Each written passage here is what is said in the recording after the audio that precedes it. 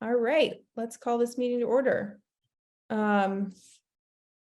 start with the attendance, right? I just call people's names. All right, Nick, Here. Phil, I'm here. Mark, Yes. and I'm here as well, so we can get started. So the first order of business is to review and approve minutes. Did everybody get a chance to read the minutes that went around? Yes. Do we have a motion to do something about those minutes? Mark did have one additional change that did not get passed around. Mark, do you want to explain that? Oh, it was just something about with regard to parking regulations and compensation for relief and things. There was a sentence about it'd be nice to have a setup for it, but a set of conditions, but a set up conditions. But I think it reads better if it's a set of conditions.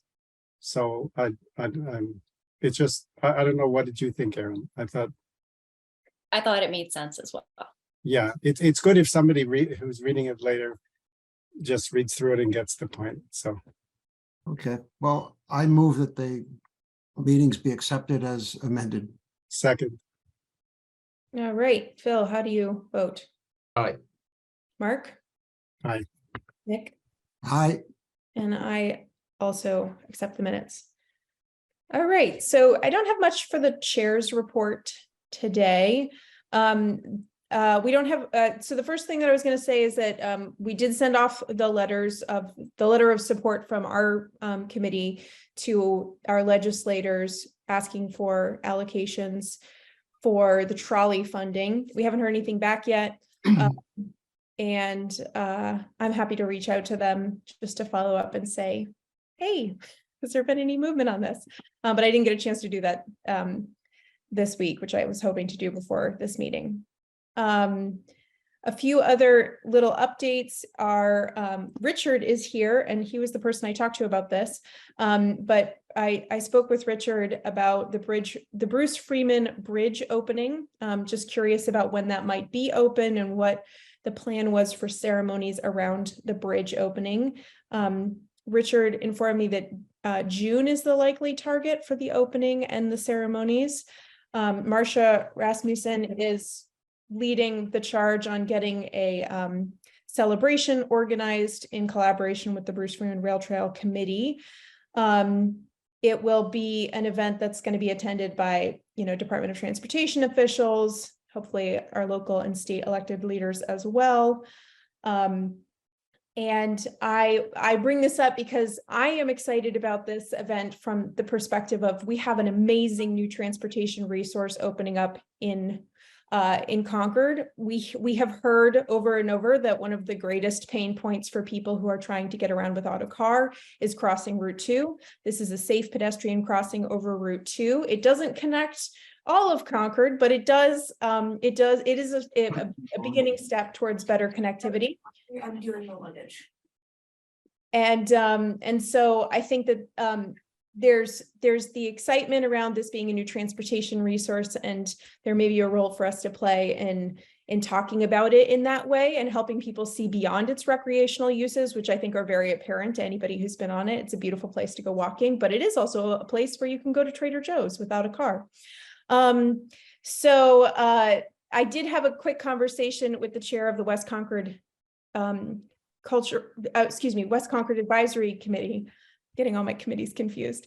And he had a great idea of maybe doing a short run of like yard signs that would be some, temporary wayfinding in terms of like this many minutes by bicycle to these destinations in Acton and vice versa, this many minutes to, West Concord and all of these shops that you can get to now, so that we can help people on either sides of the bridge start to see that they have a new transportation option when they're going to the train station, for instance, or, to Nara Park to go swimming in the summer with their kids.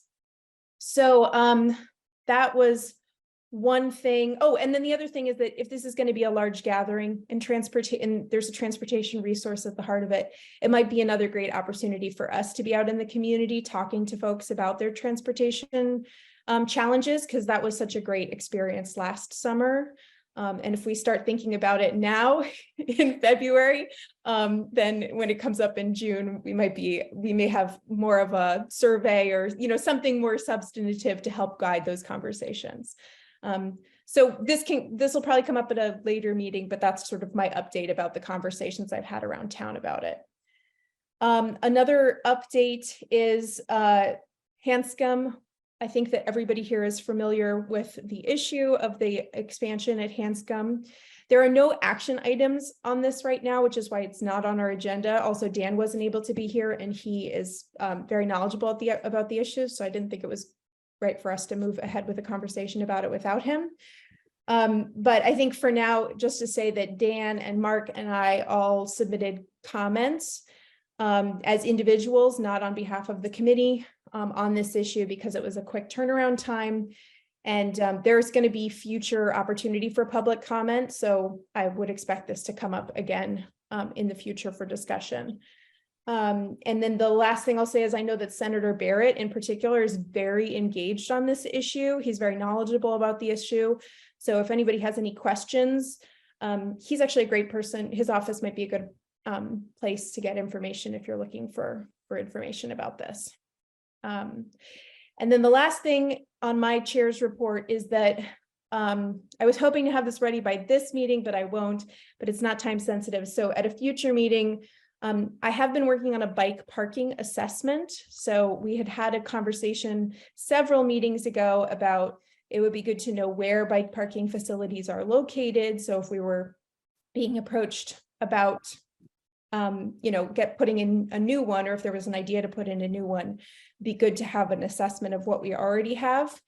And so all I have right now are a few pictures, which I can show you. Can you enable screen sharing, Erin?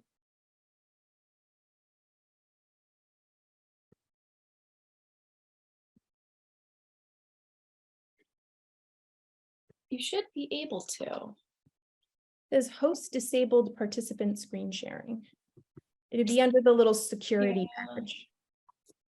Okay, try now. Got it. Okay. So I've gone around, started taking pictures and getting the geo coordinates for all of the bicycle parking in town. These are some examples. We have some really, really lovely examples of bicycle parking, like this one over here on the left. And I actually submitted that to Google Maps just to see how that process might work. So because this one is a fantastic bicycle parking, but it's almost impossible to spot unless you know it's already there. So I put it. Where is that? So that's next to the Christian Science Reading Room on right near Monument Square. It's kind of behind those big granite blocks. Oh, yeah. It's not particularly visible from the sidewalk. So I saw it because I was looking in every nook and cranny for bicycle parking. So I found it and I was like, oh, this is where I'm going to lock up my bike from now on because it's the best bike parking in the center of town.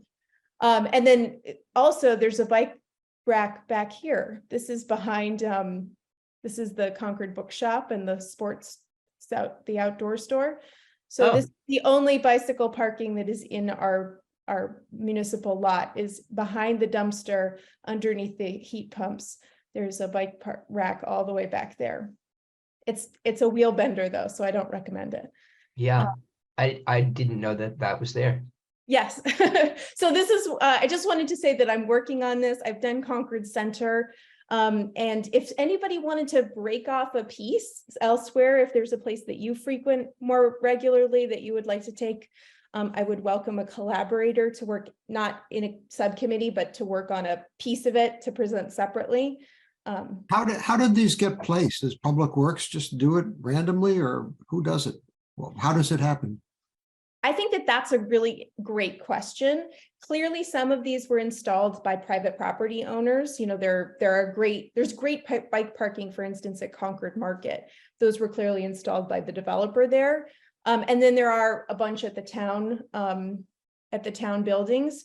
Since this isn't on our agenda, I don't think we can have a full discussion about it, but I will take that question and say we should put that into the bike parking assessment. Who's responsible for these for these facilities? How did they get there? So that we can learn more about how bike parking is being deployed around town, essentially. So I can help you in West Concord. I'll volunteer to do that. That would be great, Phil. Mark? Okay, and just if we have, can we agree that if any of us happen to see some that might not be included yet, we could send it to you and Aaron to collect, or how does it, is that okay? Yeah, is But that I mean, okay? if we cut them twice, if we see them multiple times, that's not a big deal, but there might, as you found, there are some hidden ones.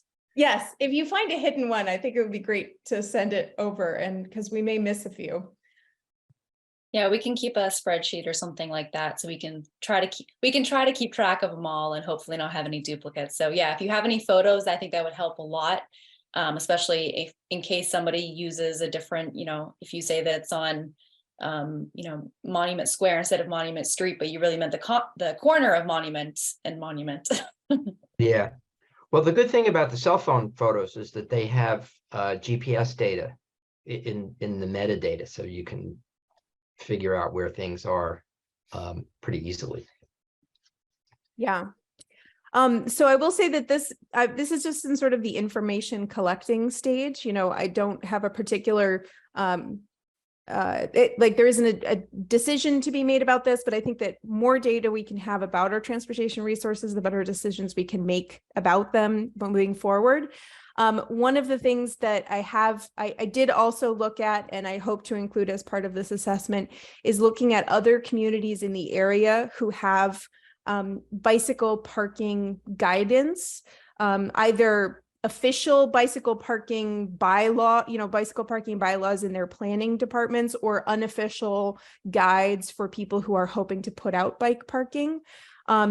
There are some really wonderful resources out there. This is from the manual that Provincetown adopted through their planning department. So they actually have bicycle parking guidance for like preferred styles and spacing and things like that, that if you don't ride a bicycle might not be apparent to you. That's another piece of the research that I'm doing. So that's my whole chair's report. And Phil, thanks so much for volunteering to help with Sure. With West Concord. Yeah, I'll throw it out to you that if you look and do a Google search on bike racks, there's a lot of public art, which is also a bike rack, and it's all over the world. But in the bike intensive cities like Portland, Oregon, you get some really great stuff. It's a lot of fun. We do have a little tiny bit of that here. The Umbrella actually has beautiful bicycle parking that is both extraordinarily functional and like a lovely pop of color. If I was going to rank them, like that is some really lovely bicycle parking. So that is the end of my chair's report, and I'm going to hand it over next to Aaron to give us an update on the comprehensive transportation study. Great, thank you, Laura. So the study is in its final stages of setting up the RFP. It should be going out hopefully in the next week or so. It will be advertised for several weeks as is required, hopefully at least 3. So we can make sure that we get the requirement is a minimum of 2. But we want to make sure that we get some really great consultants to give us proposals. What we're looking at right now is to hopefully have all of the proposals in by April, so that we can make a decision and have a consultant on board by May to really sort of get things going. That would be my preference and my hopeful timeline. Overall, I am expecting it to take about 18 months from start to finish. So, the clock starts as soon as we have a consultant on board. A lot of that is making sure we have enough time to speak with the community, to do surveys, to look at the information that we already have. And like I've said many times, we want to make sure that we're not only relying on the people who come to meetings and speak the loudest, but rather are looking at the the town as a whole and what actually are the connectivity issues, not just the things that people notice on their day-to-day commutes to work or walks around the neighborhood. So those are sort of the big things. And yeah, that's, I guess, the big update there. Okay, just so that I have this in my notes. When did you say that the response to the RFP is planned? So it depends on when we get the final okay from budget and purchasing. I'm working with them on the final few details. Okay.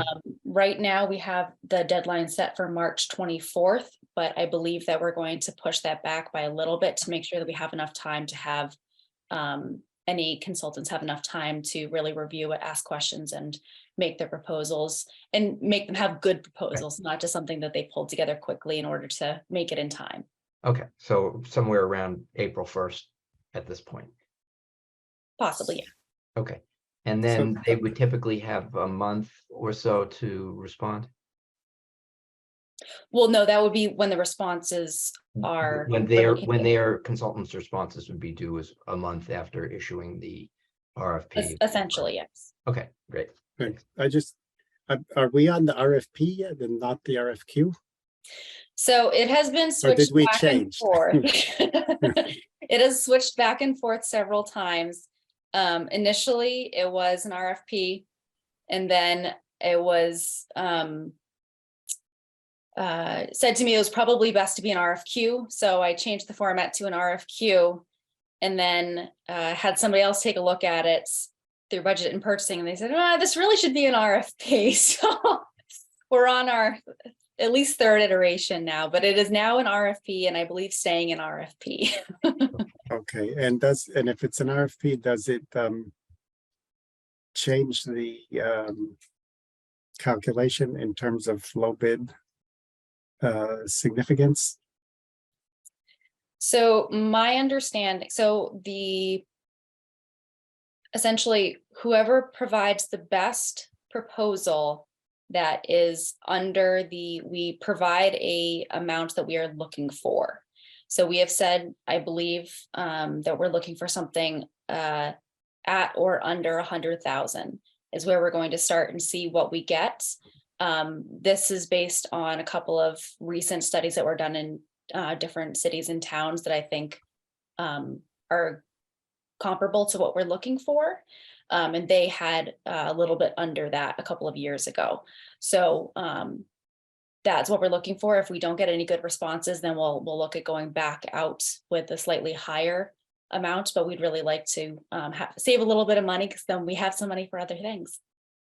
So does this mean we have one round where we're asking both for their qualifications and proposals? Correct. Okay. It all comes together in one proposal package. Right.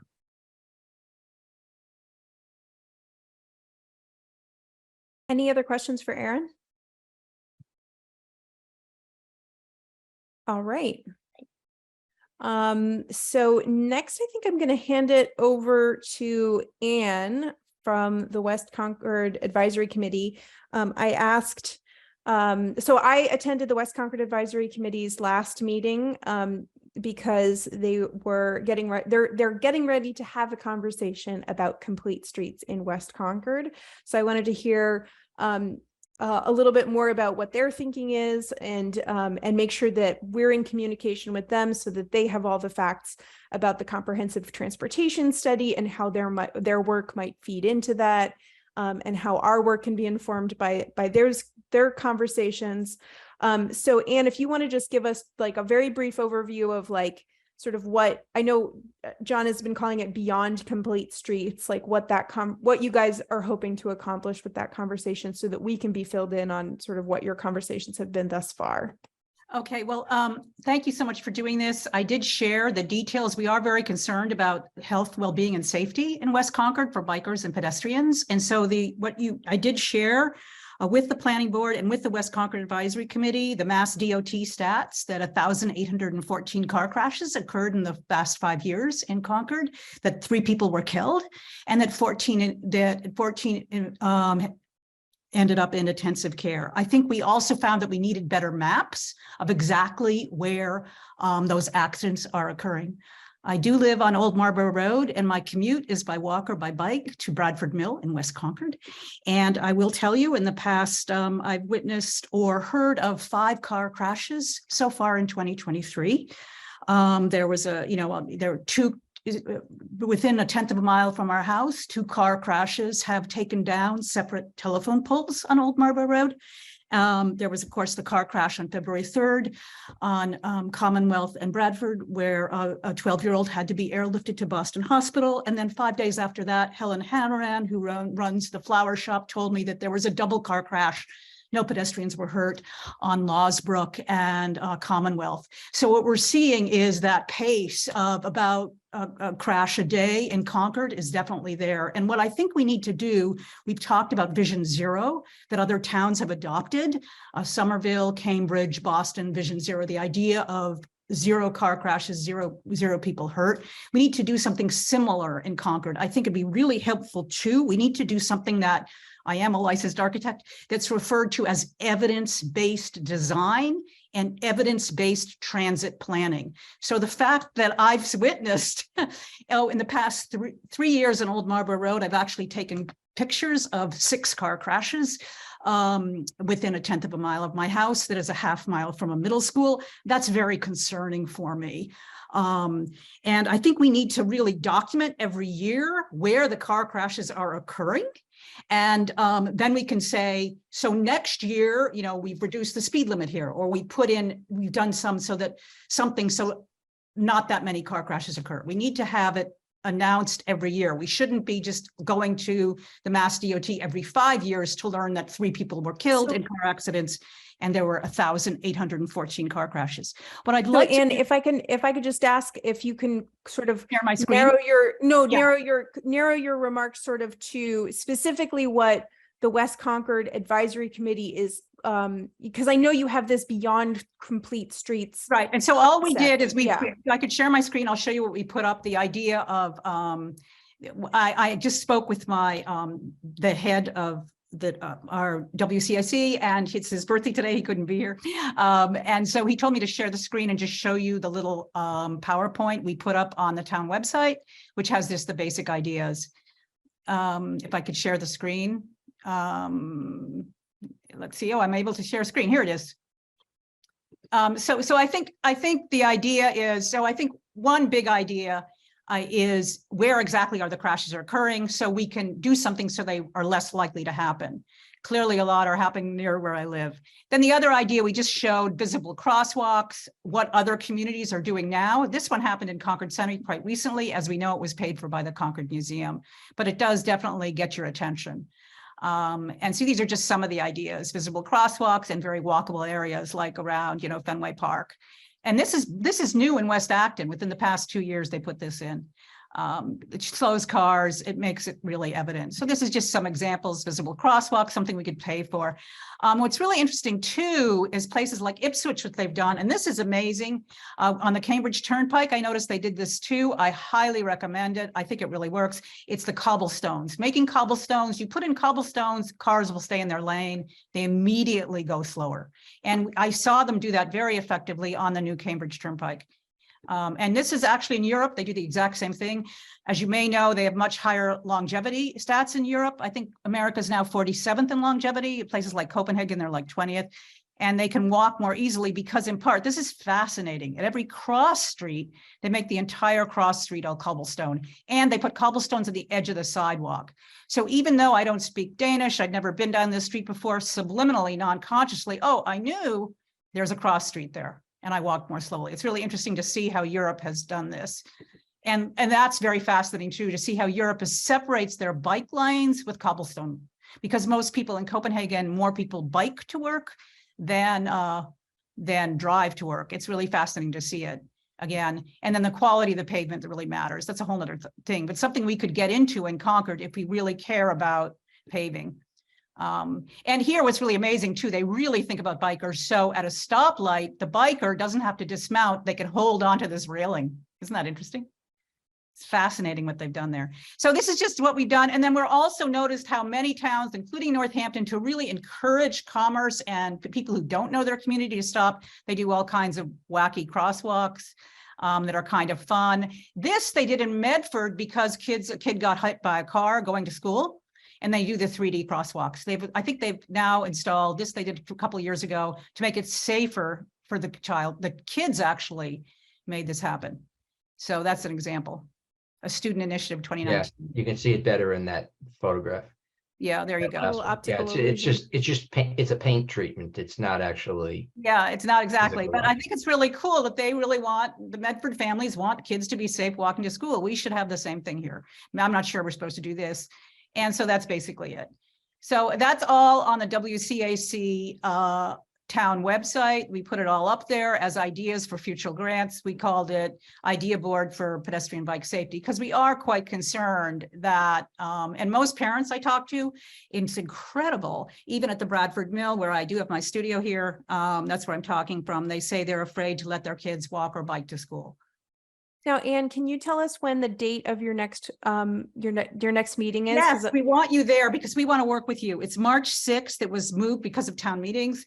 And so it's March 6th, a Monday night, exceptionally, at 7 p.m. If one of you could come and we can talk about how together we can make it for safe walking and biking, that'd be awesome. And I believe the agenda item on that agenda will be beyond complete streets, talking about complete streets design preferences in West Concord. I'm not able to go to that meeting, so if there Okay. was somebody else who from the TAC who would be willing to go to that meeting and kind of give a report out, I think that could I'm be. out of town that day. Yeah, I can do that. Bill, can you make it? That'd be awesome. Yeah. That'd be great. So just 1 sec. That is at 7 o'clock. And is that a real live human being thing, or is it on Zoom? it's a Zoom with real live human beings. Okay. And we really want to work with you to support making Concord safe for walking. Yeah. All right. So that's in my calendar. Any questions for Anne about the West Concord Advisory Committee? We've sort of been over this issue of the cobblestones and bricks and other stuff and concerns from the DPW about those kind of pavement treatments. But I'm wondering, Anne, if you or the WCAC has had any direct communication with the DPW with respect to doing this kind of stuff. I think they're very into it. I have talked to Aaron McCluskey actually today. We're putting up some more Bruce Freeman Rail Trail signs that we'd like to do. We're going to get that approved by the BFRT, and he'd be very interested, and he's really into helping us make it a safer place for everybody to walk. So I think he totally, I mean, there are so many approaches to this, but we can do evidence-based design. We can see the towns where it's working best. Often when you paint them, you need to repaint them. You know, there's all the cost things. But a lot of towns have experimented with this, so we can just look around. And I'm sure the Public Works, they really know their engineering. They're really amazing. So it's something we could definitely study. Yeah. Go ahead, Mark. I just wanted to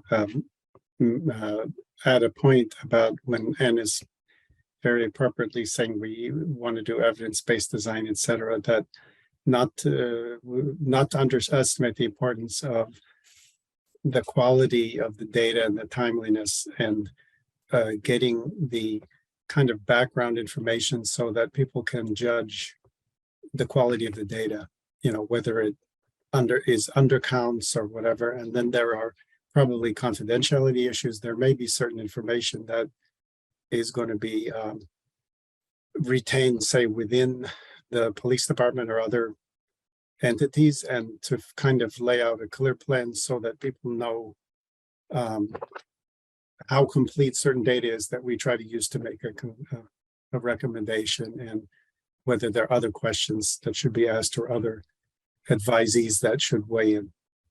Yeah, I mean, I could talk a lot about that. I do think that in other communities like Cambridge, they're being very progressive in the way they're interpreting the law. For instance, they made 75% of all their streets 20 miles per hour.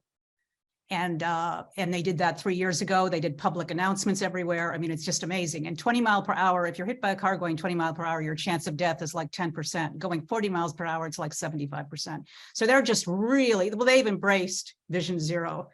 And I think we need to think about doing something comparable, because what we have now is not safe. And I'm very concerned because I am in the baby boom generation. There are 70 million of us. We're, you know, and never before in America have we had so many people aging. And if you look on the stats that Laura showed us, more of the aging Americans driving in Concord are causing the car accidents here. Yeah, and Mark's question was about data quality. And I share the same concern, which is that from my own experience looking at the state data, it isn't very complete. And so if we're going to That's true. if we're doing evidence-based design, we need evidence. And I'm really concerned that we don't have evidence, just anecdotes. Well, we do, Aaron and I had a conversation about this, and we have reached out to the police department. I don't know if you have an update on that, Aaron, just to find out what their take is on the state data, whether they think that there may be some gaps that need to be filled. Aaron, I don't know if you want to speak to that. Yeah, I spoke briefly to Officer Ron Halsinger yesterday, 2 days ago, a couple days ago, and we discussed it briefly. He sent me an email, which I need to follow up on because I don't quite understand what he was saying in it, but that's okay. But what I understand is that most of the data that comes from the state system is information that is it's accurate, but for instance, it may not have incidents where people called it into our police department to write their own, to say I had an accident, like a fender bender or something like that, something where the police weren't called, something where they may have exchanged papers, but they just wanted to somehow log it with the police department. That wouldn't be in the state system. But it would be with the town if they called it in or if it somehow got reported. There may be other things like when people do just exchange paperwork, if there was, a small scratch or something like that, that people aren't necessarily worried about, but they just want to exchange that insurance information. So we compared a couple of different streets, and for instance, we discussed how, I believe it was Commonwealth, when if there's an accident in the rotary, for instance, people will often pull off of the rotary and into the parking lot at MCI Concord. And so that would be logged as a Commonwealth Ave accident as opposed to something happening at the rotary. So it can skew the data some and make it seem like, for instance, Commonwealth may be a horribly dangerous spot where in reality it's the rotary that tends to be a little bit tricky. Yeah. But if we look at someplace like Lawsbrook, it tends to be more accurate because typically those accidents that are being called in are not things that are happening on Route 2 and then driving all the way over to Lawsbrook to exchange information. So the short and long of it is that it is decent information, but it's maybe not as complete. But most of the things that are going to be not in there are going to be smaller things that may not be not that they're not of note, but not as serious perhaps. How accurate is how complete is the personal injury data? Do we know that? I don't know that. Okay. I do know that That's the most important one. I do know that the fatality data is very well documented and used at all levels. We don't have that many fatalities, fortunately, in That isn't a lot of town. data points. But fatalities and serious injuries are the most accurate data. And then once you get down into sort of the, my neck hurt category, it's less. Okay, Yeah. so I'd just like to discuss one point, which is that if we're setting priorities, it seems to me that the fatalities, personal injuries ones should be the most urgent things we want to fix, not every fender bender. Right. Okay. So I think that the moral of the story is that the state data is not 100% complete, but it is complete in many of the most important ways. and a pretty good, Yeah, and we can adopt a criteria, something, a principle that says anything that's reported within 150 yards of the rotary is a rotary accident. That's simple enough to do. right.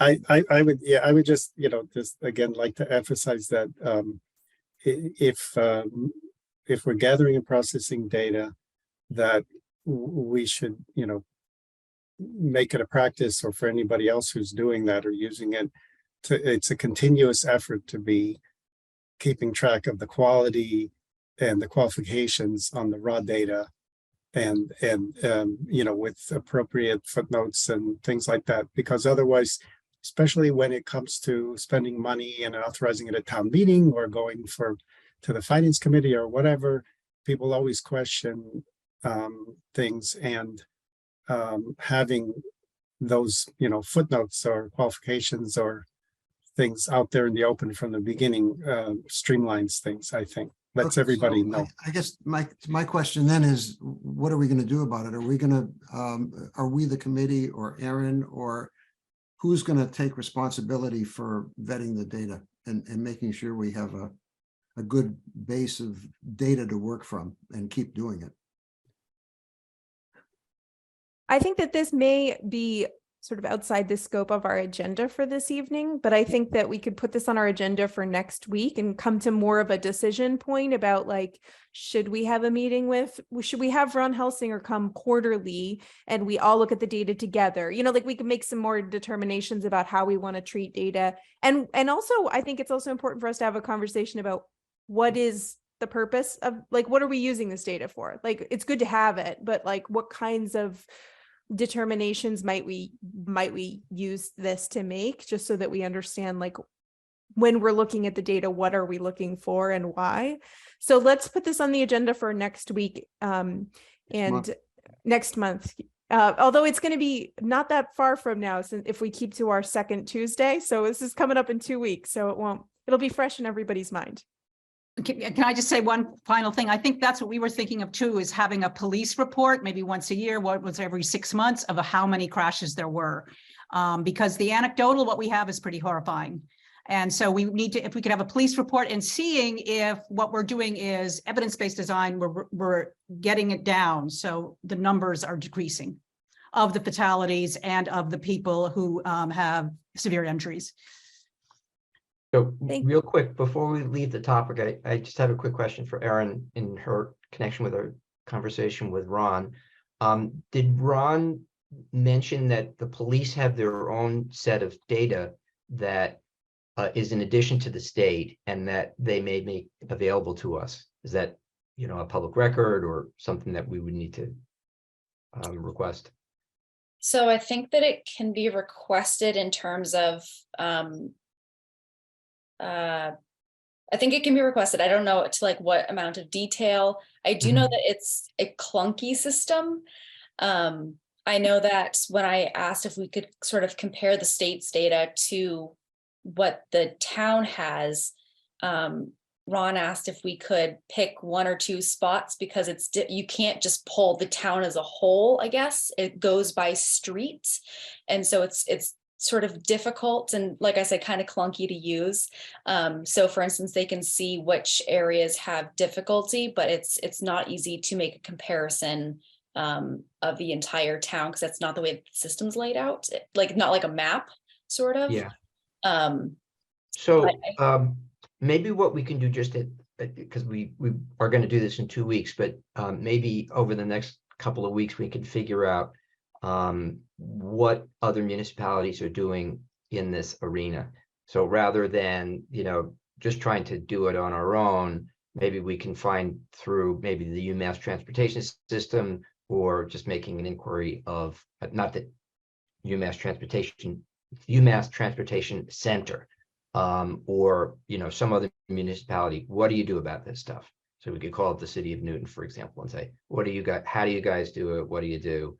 And then we can have some basis for a comparison. And, maybe if there is an easy way to make this information available, great. If it's hard, then we can figure out, what the price tag is and how they do it. I wonder if I can ask you, Phil, if you would be willing to look into that. I don't want to, Yeah, Add- I'm willing to do it. And I you won't could have kind a of lot do of a time. report. It's only a couple of weeks, but Yeah. um, So we do need to move on to other agenda items because we're a little behind on time. But I think this was a good jumping off point. And Phil, thanks for both volunteering to go to the West Concord Advisory Committee meeting and to look into how other towns are looking at the data. sure. I heard there's Um, virtual coffee and donuts at the WTAC. So So you have an ulterior motive. Awesome. So the next item on our agenda is meant to be a kickoff discussion about winter maintenance, given the season. And we had put this sort of on our roadmap of things that we wanted to address as a committee.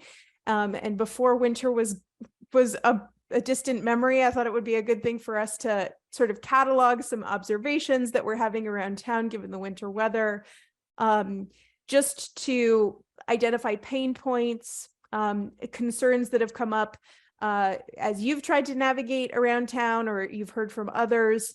And then in hopes of having a more informed discussion with Public Works, Aaron and I talked about potentially having Alan Cathcart come to our next meeting to talk about a couple of things. And so this could be one of the items on our agenda with Alan. I will just start off by, I walked around town on Friday before the big snow and took some pictures, mostly in West Concord, because that's where my errands were that day. And so I'll just kick us off by like looking around the community. These are some sites to see. There was I personally observed some excellent clearing of sidewalks. There was a lot of great shoveling that had happened downtown. And this was right the day after the first set of snow that happened on Thursday. The sidewalks or the crosswalks were relatively clear in most locations. A little sloppy, but it's winter. So, there's that. This was one of the only troublesome crosswalks that I observed in West Concord. I went behind Neshoba and saw that this bridge had been so beautifully shoveled, and we've got the whole cross junction crossing shoveled there. This was some observations around the West Concord train station in terms of the bike parking and the crosswalks. And then this was the Bruce Freeman Rail Trail, which I'm sure most of you know is not plowed to allow for cross-country skiing. So this was the day after the snow. And a comparison of the parking lot, which was completely clear, versus the trail. I did observe some damage to some of to one of the railings by the rail trail from a plowing. Then this is a private lot there. So Aaron, I'm not sure who I should send that to, but I did observe that and wanted to let the right person know about it. If you send it to me, I can look into it, because I think that that's technically an MBTA lot, but I don't know who they asked to plow it. And this is Woods Hill Table here, Yeah. and then this is the club car or the cafe behind you there. And then this was as of yesterday on the Bruce Freeman. This was closer to the middle school. So those were just some of my observations from around town. I don't know if anybody else took pictures that they want to share, or if we just want to have kind of a more general conversation.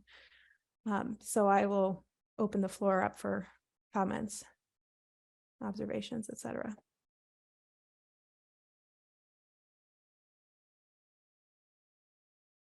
Anybody go outside today? Nope. Yeah, no, I mean, I've been pretty pleased, but again, the weather is so, I mean, we had so much warm weather, so little snow, no really big challenging snowstorm. And as it's interesting too, Laura, as you notice, sometimes there's damaging side effects of snow removal. So that's it's possible to overdo things. but generally think things are pretty good. Has anybody noticed, have people been slowing down? I was out today a little bit and it seemed like people were driving cautiously. The number of people was reduced, in terms of vehicles. So it felt pretty safe going through the middle of town and to Crosby's and Thorough Depot area. So I'll actually make one note. Last Thursday, when we had that storm, I had a site visit that morning with the Historic Districts Commission at Main and Walden at 8 a.m. And I was shocked by the number of people who were flying through that intersection, even with all the ice and snow. In fact, some of the commission members were even commenting on how it was a perfect example of why we need some sort of intervention down there, and how it was. I was like, yeah, I planned it this way. I hired everyone to go extra fast. So I think that it's sort of, I think that the snow can be it shows that not necessarily people are paying attention to the weather, but that we need to be cognizant of people that are standing on the sidewalks and are walking and things like that, because there are still some people that are going to be going quickly, especially if they are in a rush to get to their first meeting or something like that. Yeah, What time was that? What time of day? 8 a.m. yeah, it's been my observation for years that commuters drive faster. And commuter traffic is always everywhere on the big highways and the back roads faster, because people are trying to get someplace and they are used to the road. They drive that road all the time.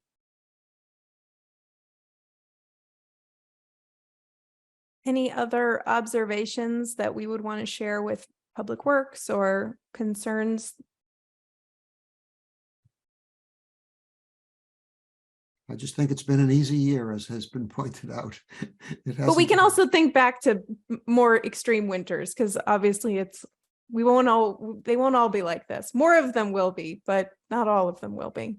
Yeah, the only question I have about it is I noticed on Monument Street down between Monument Square and the North Bridge, the sidewalk there is an unpaved sidewalk for much of the way. And I don't think they removed the snow from it. It's a very heavily traveled tourist route. And I'm just curious about what the policy is there and what it should be. That's all. I think that's something that we should know about. Aaron, do you have any insight? That's the stone dust section, you mean? Yes, Yeah. yes. I know that the stone dust is very difficult to plow. They say that it kind of turns to mud very quickly. And so depending on, I think, the amount of snow, because there's only certain areas that get sidewalk plowed. And that's just mainly because we have miles and miles and miles of sidewalk, which is wonderful. But of course, that means that we only have, I think, 1 or maybe 2 sidewalk plows. So that would take an extremely long time to plow. And so I think that they kind of try to pick and choose which areas do get sidewalk plowed. I'd like to raise that at some point as an issue, because I suspect that it's stone dust there because of the historic nature of the area. Yes. However, I have seen people pushing baby carriages in the street because they couldn't pass through the sidewalk. That's a super, public safety issue that trumps anything about the historic district. Okay. And that is a heavily used sidewalk year round because of the North Bridge. So maybe that might be, and maybe this is beyond the scope of the conversation, but there's a surface that looks and kind of feels like stone dust, but it's not actually stone dust. It's got some kind of binder. They installed that up at Walden Pond last year or 2 years ago, I think it was. And maybe we could look into that and see how that's going in terms of its durability. And there's a whole like pluses and minuses with that surface. But it strikes me that if that actually works well, maybe we could recommend that be installed in places like the one you identified. And there's also a bunch of other like little spots around town, like on what I think it's Thoreau Street has one section of it around the corner from like down the street from Starbucks on one side is stone dust. And probably doesn't get plowed. And that's another place where like the kids walk from the playground. So just a thought. And, you know, in terms of the look of it, it looks exactly like stone dust, but in the performance of it, it's, you know, much easier to plow. It's much more durable. You don't have to replace it and refresh it like you would with stone dust. In fact, we might use the approaching 250th anniversary as an opportunity to make this point about that section along Monument Street. It's Yeah. gonna, I never drive by without seeing people walking there. It doesn't matter what the weather is or anything. Between the people who are out for exercise and the tourists, it's always got people on it. Yeah. And we have an example of the, you know, an alternative for people to at least examine that's right here in town. So it's easy for us to check it out. I wonder if there's a way, you know, maybe through the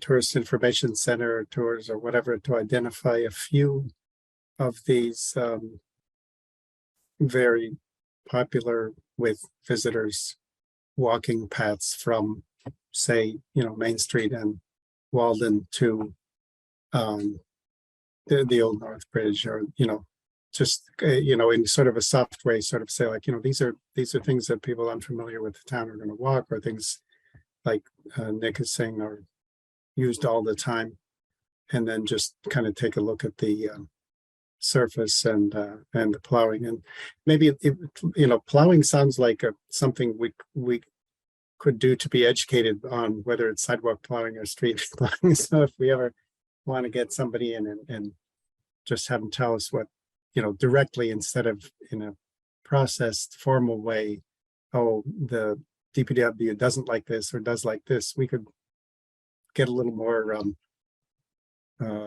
detailed information, you know, from some of the people who actually manage that. I wonder if that might be one of the focuses of our conversation next time, is to have, I mean, like, for instance, I'd love to see the map of the sidewalks that are being plowed. I'm sure there's a map that they've used.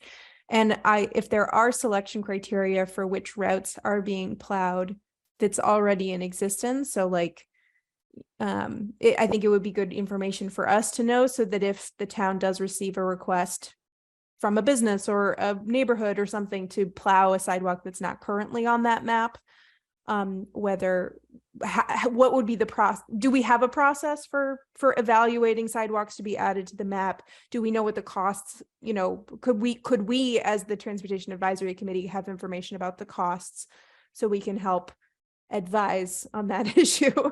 Yeah. I think that's a great idea, because I think that's really, you know, in our charge to look at these things a little bit comprehensively and help the town departments in a collaborative way, you know, make some of the trade-offs and communicate some of the trade-offs to the wider public. I know that one item of winter removal that's been on my mind, and I did reach out and talk and ask Richard and Nat Welch from the Bruce Freeman Rail Trail Committee about, was whether there was any consideration of removing snow from part of the Bruce Freeman Rail Trail. This is an issue that I know that affects me personally, so I think about it every day. It is the safest route for me and my family to get to the grocery store, the pharmacy, the train station, and preschool every day. And so when it is not available, we ride on Old Marlborough Road, which, especially when there's snow on the shoulders, is very uncomfortable because we get passed at 40 miles an hour, which I know exactly, since there's a light up sign that tells me how fast the car is going when it passes me. And we get passed by school buses there, and they are so respectful, but it is terrifying to be passed by a school bus if you're on a bicycle with a child. So I know that this is an issue that's on my mind about where is the conversation on winter maintenance on the Bruce Freeman Rail Trail. I know that the original intent was for there to be cross-country skiing available, but I do know that there are options that could allow for part of an unpaved or an unplowed section for cross-country skiers and part plowed for walkers. And when I reached out to Nat and Richard, the answer that I got was the original intention was not to plow the path. It is not in the DPU's budget at the moment, or DPW's budget at the moment to plow the path. So if that was going to happen, we would need to have conversations and a public process for it. And I do think that as the Transportation Advisory Committee, if we have an opinion about it as a transportation resource, not just as a recreation resource, I have strong feelings about it, but I'd be curious what other folks feel about it. It is the thing that I think about most is that from the village center to the middle schools is a 1.4 mile walk. And I do see, since I'm on it every day, I see middle schoolers on the trail every day. And when I was riding home from school yesterday at 5:15, there was a middle school student who was riding on Old Marlborough Road, on the side of our Old Marlborough Road. And I would assume that she would typically take the Bruce Freeman Rail Trail home, but that's not available at the moment and probably won't be open for a week or more, given the amount of snow that's going to be on the trail that will need to melt before it's open again. So this is an issue that's been on my mind, but I'm curious what other committee members think about this, and then I can open it up for public comment if we want to say that before we move on. I think it'd be good to know about, partial removal, portion of the hard surface. And of course, there is the financial aspect to it, but certainly good to explore different options, and perhaps in terms of the users who ski, getting a little bit of trying to get a little bit of feedback about what facilitates that in terms of the width and what if there's a shoulder that can be used or not. You know what I mean? So chances are, I would guess that one of the reasons it wasn't in the original plan was also because it's pretty long and it's going to take time. And if we don't have a lot of plows for sidewalks or, you wouldn't put a street plow there, as far as I know. It might be that there are just certain sections that make sense to plow. For instance, where commerce would take place, like somebody going to the grocery store or going to the schools or something like that, whereas the outer sections are much more likely to be used by skiers, right? Yeah, and I think it may also be worthwhile to get some information from the Acton Transportation Advisory Committee to know, one of the things once the bridge is open, so thinking ahead to next year, is this going to be a likely route for commuters who want to reach the train station without a car? Because it is a first mile, last mile. I know that a lot of people who are in the neighborhoods adjacent to the Bruce Freeman on our side of the trail do use it to get into town and to the train station. But I'd be curious to know if Acton sees it as a transportation resource to connect them to the commuter rail.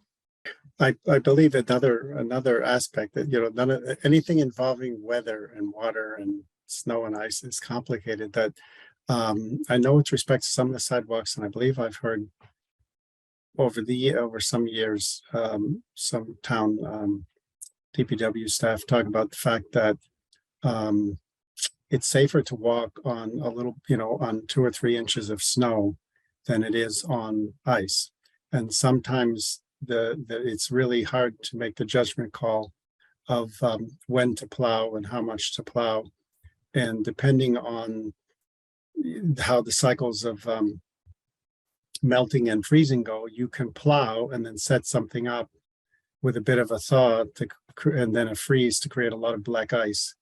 And say for instance on the bridge, if the bridge is sloped, would they have to salt it or sand it, or so anyway, so we need to hear from the people who are really hands-on on this, and also the people who hear all the complaints, because we don't hear all the complaints directly. So I not to make more work for myself, so I'm not signing up for this, but I think we might learn something from reaching out to like the Lexington Bike Committee, the Bedford Bike Committee, the Arlington Bike Committee, seeing how they do it, because they have sort of like a public-private partnership going on to plow that section of the Minuteman. And that's a little different than our rail trail because the density of use is much higher on the Minuteman than it would be, I think, on the Bruce Freeman. But, at least you would get some notion of it. And then maybe we could also reach out to whatever committee or staff person is responsible for the trail up in Ipswich that runs up towards Amesbury. I think that's a little bit more comparable to our situation because Ipswich has a commuter rail station that's very close to their rail trail. Lower population density. I don't know what they're doing, to be honest with you. I don't know whether they plow it or not, but maybe we can get some information about what they looked at, if they do plow it, what technologies they use, and the kind of consideration, the kind of issues that Mark brings up, I think are on point. I mean, it's not just a, well, we'll do it or we don't do it. You need to have some level of, understanding of what's the safest way to try to proceed with this kind of thing. And then the last thing maybe is to reach out to the people out in the Pioneer Valley. You could still call, is Pioneer Valley okay or not okay? I don't know. They might have gotten rid of that. It might be something else these days. Still But that. that also has the neurotic trail that runs from Amherst to Northampton. You have some low density places, some higher density places in terms of the use of that trail. And we might get some information about how they're doing stuff out there. And then, based on that, we can see what the costs are, see how they're doing it. Like I said, I do know that in Arlington and Lexington, the trail users actually chip in. So that's one way to, subsidize the town's activity. Because I think, and I might be wrong, but I think that the trail users chip in money and the town actually has a bobcat or something to close the trail. But, we'll need to do some research on that. All right. I do want to keep us moving along on our agenda. So I think Anne, if you want to make a brief comment on winter maintenance, or if we want to have any public comment on winter maintenance before we move on, I think that we could just gather those now. Okay, well, that's fine. I just want to support your idea of evidence-based design. The Minuteman Rail Trail is really used a lot. They figured out one way to do it. We're not exactly the same, but it'd be really important. I do take the trail every day. I can't bike it now, but I do know it turns to ice very quickly. And so it doesn't become good for, you lose the skiing ability pretty quickly. And so it'd be great to do that. I also think, to your point, this also connects to your earlier point about having coherent walking experience. What happens in Concord with walking and biking, unlike in Europe, is the experience of the walker just suddenly ends. The experience of the biker just suddenly ends because the trails aren't connected, the sidewalks aren't connected. So doing what your idea of just connecting everything, not only showing where all the bike racks are, but also showing how one sidewalk leads safely to another sidewalk rather than just abruptly stops. So we need to not just have car-centric travel, we need to have bike-centric and people-centric. And that's the push. So it has to be coherent. And right now it's incoherent and fractured. Thanks, Anne.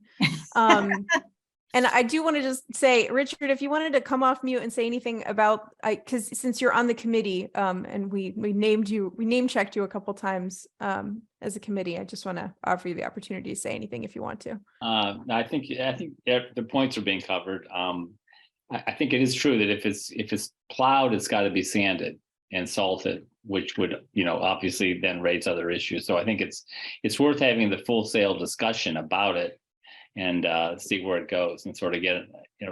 Again, the decision initially was to just see it as a recreational asset primarily. Doesn't need to be plowing. I think as we near the completion, it's a good time to revisit that and either codify that. That's what we're going to do, or look to some other decision. So we'll be discussing that, I'm sure, at the advisory committee. And I think the transportation committee makes sense to do it together. Maybe we should do it together sometime, get the rail trail committee and the advisory committee to have a joint something or other on this topic. and we could bring in everybody who's got interest in it and come to some kind of recommendation. So we could, I could talk to, we've got a meeting coming up, maybe sometime later this spring, we could have a joint meeting on that issue. That sounds great. Good idea. I like it. Thanks, Richard. All right, so I am gonna hand it over to Aaron to give us or no, actually, Phil, I think you were gonna give us the update on Main and Walden from visiting the site walk, and then I'm sure Erin will have other things to add since she's also met with the Historic Districts Commission and others about the project. I didn't realize I was going to do it, but I'll spit it out in 1 minute. We did have I thought a pretty robust meeting at Main and Walden. Erin can tell us what the date was, but fortunately it wasn't raining, and we did have a good opportunity to see what the plan of action was. I attended, Mark attended, Erin was there. I saw Ron Holzinger there, quite a number. Nick was there for most of it, and the consultants were there, of course. And it was pretty well attended, I thought, by members of the public, including the business people whose businesses are right in that section. One thing that I took away from it is I really never realized how steep the slope was from the crown of the street down to where the curbstone is in front of the sock store. It's quite a change in elevation there, and it's understandable that there's a lot of water shedding off in a strong storm. I think that the idea is a really good one. I'm glad that the town is going to pursue it. Hopefully HDC is also going to be warmed up to it and okay with it. I thought as these things go, it was pretty good. It was a good meeting, and I was glad to be invited. Aaron, do you want to give us some more updates as well? Yeah, so I have good news that the Historic Districts Commission approved the application. So we are all set to move forward because there are some things that will be dependent on the costs of others. Like, for instance, if we're going to have a large sort of granite bench-like piece, sort of like near the war memorials, or if we're going to just have a higher granite curb, that will partially be based on how much it costs. Some things like that, we will have to go back to the HDC for those couple small items, as well as the species of tree that will be going in. But overall, we've had I think, overwhelmingly positive response. Most of the, I don't want to say negative comments, but some people who are sort of questioning certain things, it was typically smaller things, or that they didn't agree with the design choices that had been made. But for the most part, everyone agreed that something needs to be done in the area, and that this is, for the most part, a positive, a right step. The question I got most was, when are we going to be looking at extending this throughout town and having similar steps towards making more pedestrian safe zones, and sort of what the timeline is and what the cost would be there. And so what I keep saying is, we'd be happy to explore when we get the money.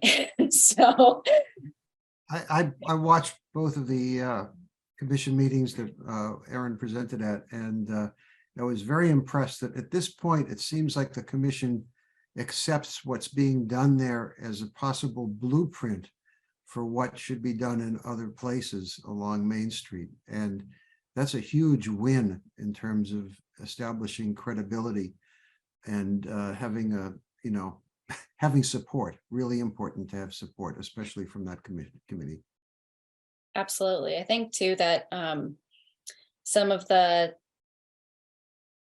biggest wins that we can feel here are having the community behind it. And I think that people overall, I mean, the idea for having the bump outs came from the community. It didn't come from our initial designs.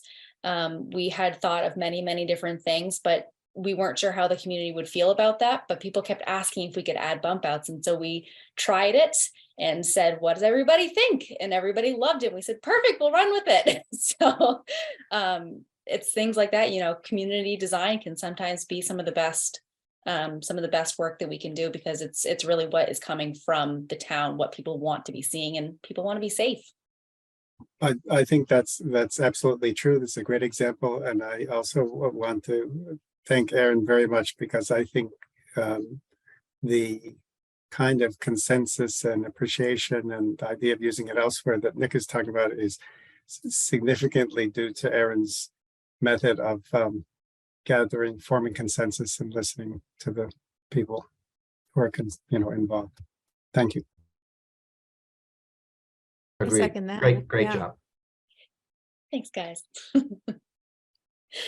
But I think that's sort of the big thing with Maine and Walden. We are a little bit delayed in getting the final designs, which need to be ready for the bids because the slope is so difficult. I think that they've been out to survey, and Nick even saw them surveying once again to make sure that we have it all completely correct, because we want to make sure that all of the angles and everything are right when we're going out to bid. So they are in the process of drawing up the final plans. And we are hoping to go out to bid at the end of March, which is a little bit later than we had wanted to go out. But I guess that the construction season has been slightly delayed this year. So we still have a pretty good chance of getting competitive bids in. But the next step is going to the Natural Resources Commission, and then we will have all of the hurdles cleared. Excellent. So one thing that I think we can do at basically no cost is we have that pavement treatment that you have used as part of the design. And maybe what we can do is to document the installation of that, when it went in, and then make it part of the kind of institutional history of the DPW and of this committee of how it's doing. So we can check in on it every year or 2 or 3, and we'll see how it survives versus the brick treatment. And, it seems to me that if it performs reasonably well, and it performs the function of slowing people down and alerting them that there's a crosswalk and that type of thing, that would be great, because I've heard from you and from the DPW that the brickwork, while it looks nice, is significantly more expensive, and and it has other maintenance issues and that type of stuff. So if we can use this as a less expensive alternative that gives us, even if it's not 100% the same, if it's 90% the same in terms of its ability to slow traffic down and make it safe, I think that's a win.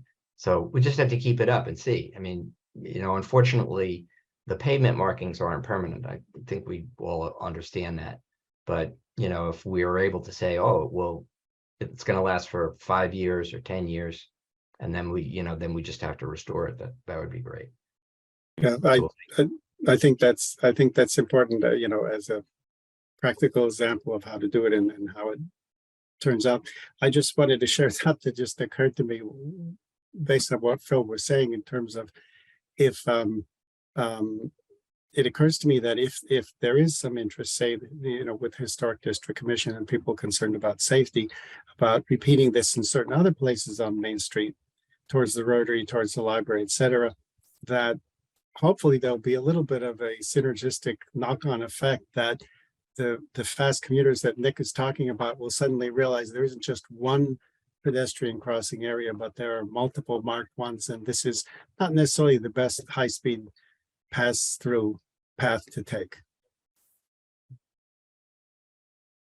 I do want to note that the company that I've been looking at, while although I have to check into some things, we might be able to actually specify the company. I'm not quite sure yet, but the company that I was looking at has a project from, I believe it's New Jersey, that's had it for 10 or 15 years, and it still looks very, very good.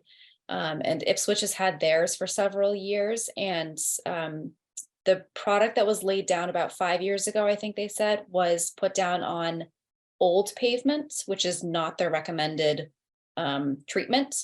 But it honestly, it looks pretty good. And you definitely notice it. It looks like brick. The work that has been done, that's put down on new pavements, obviously looks much better. It looks cleaner. But I think that both are good options, and it shows that it, if it needs to be patched or if it needs to be put down in not ideal conditions, it can still work and work well, which is a plus in my in my book. Excellent. So this particular item doesn't have an action item for TAC at this point. It's just kind of we're staying updated, and but it was great to have this conversation about like the longevity of this product, especially given the request both from the West Concord Advisory Committee to think about other kinds of crosswalks. And I think we'll continue to have more conversations about crosswalks as we continue our agenda. So I think next it would be great to have the update on the Route 2 crossing update from Aaron. And then Mark, if you wanted to add anything about the concerns that were raised during the COA meeting that you attended about crossing on Route 2, can kind of take the crossings on Route 2 update as a whole item here. So the study that we're doing, I'm working with the Boston Region MPO, the CTPS, which is the Central Transportation Planning staff. I met with them a couple of weeks ago to do our initial site walk. Essentially what we did is we crossed Route 2 at Warrenack and at Main Streets about 15 times to look at the timing, to look at any sort of issues in terms of signaling, what the pedestrian crossing facilities felt like when you're actually in the space, things like that, just to kind of, they weren't familiar with the area and they wanted to get familiar with it. They noticed some things right away that everyone else probably notices as well, like that one of the lights that if you're crossing at Warrenack near the hospital, one of the pedestrian lights is out, which is not particularly helpful. There's some things like that. There's, lighting concerns. But there's also, we looked at that, we were talking about that. The next steps are going to be doing some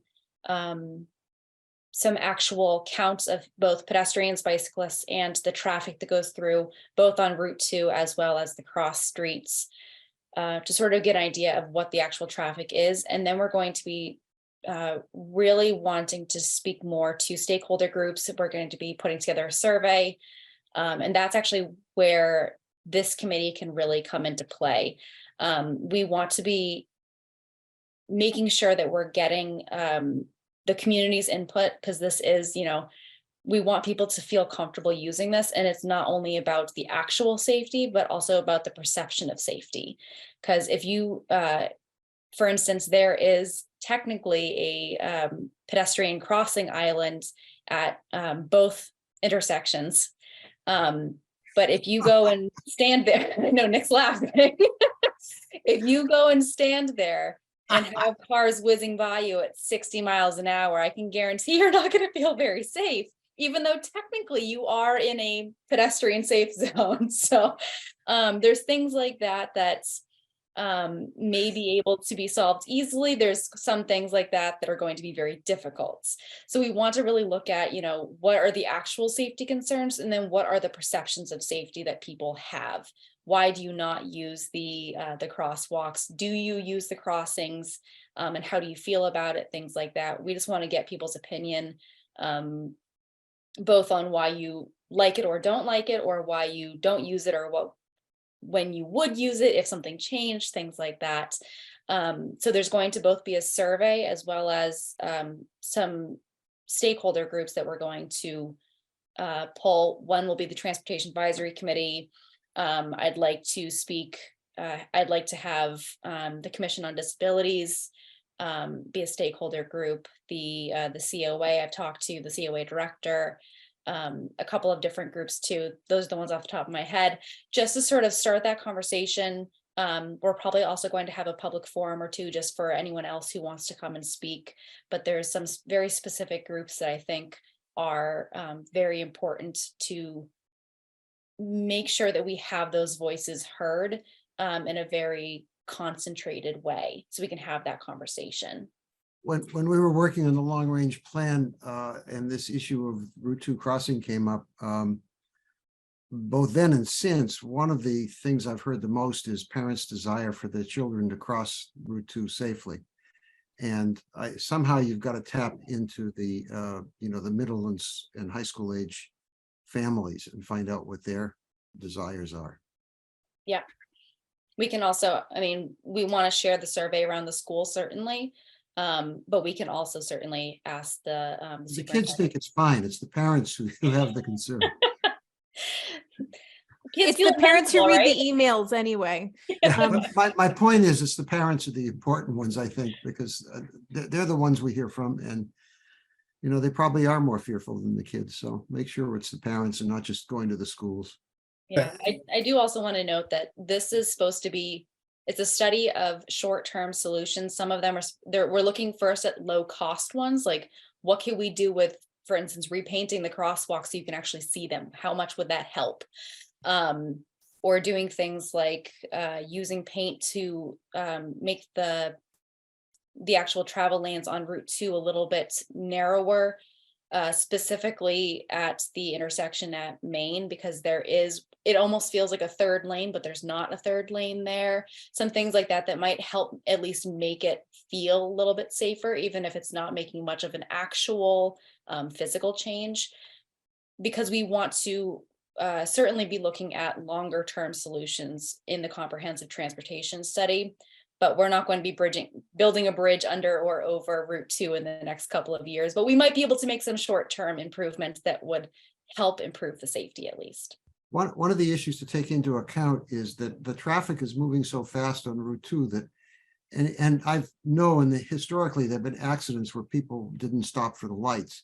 If you're about to cross, the thing you're going to do is you're actually going to wait there until all the traffic stops, which means the pedestrian light has to be long enough to take that into account.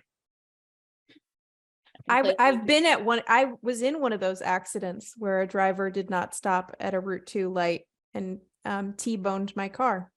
Yeah, and there was a cyclist directly behind me. And if it had been the cyclist and not my car, he would not be here today. So I totally understand the fear. I have a question, just a clarifying question. It's just 2 intersection and it's just Main and Ornack. Correct.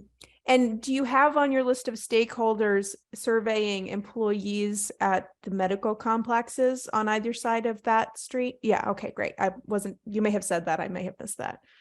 No, I very quickly just ran through a couple. I don't think I mentioned them, but yes, we specifically are speaking with Emerson because they have offices on both sides.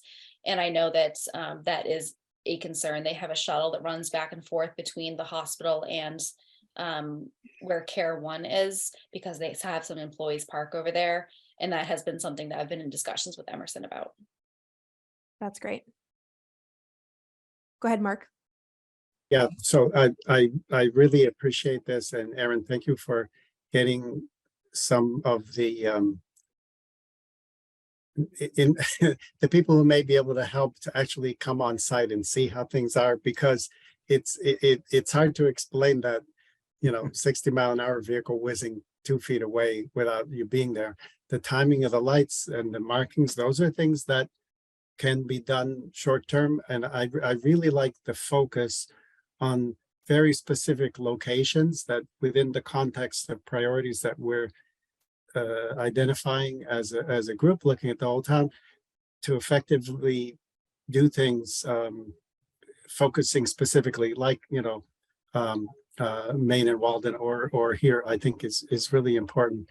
So yeah, whenever you want, Laura, I can mention a couple of quick things about Council on Aging. You go ahead. Okay, so I happened to attend a Council on Aging meeting, and I already sent a note to Erin and to Laura, but it wasn't specifically to talk about transportation, but just observe some discussions about DEI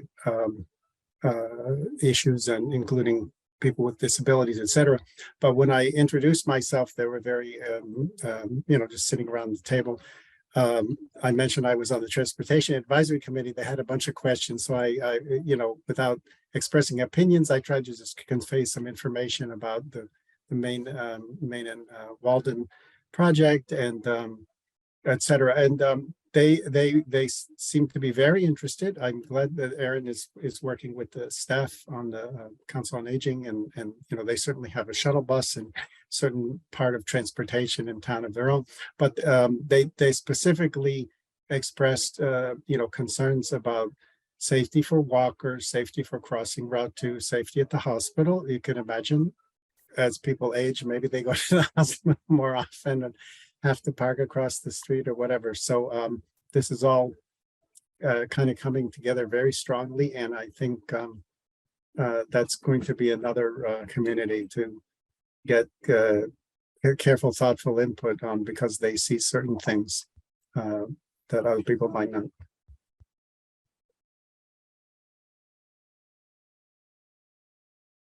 Excellent. So So I yeah, have one other thing go that ahead, Phil. I'd like to throw in, and maybe Erin, you can provide us some insight into this. So one of the issues, certainly on Route 2, is that people are always driving way above the speed limit, and it's kind of hard to actually moderate that, given the fact that it's a full-size highway. But the cross streets, in particular Main Street, is also an issue. People are going really pretty fast right along that stretch from the Route 2 intersection down to the traffic light where the two banks are. So they'll slow down for the traffic light, but the speed limit at that, as you're coming off Route 2, is still 40 miles an hour. So I'm wondering whether or not this might be an opportunity for the traffic management group to also be a stakeholder, because I'm not sure how active they are. And if they are not that active, maybe also the police department being a stakeholder.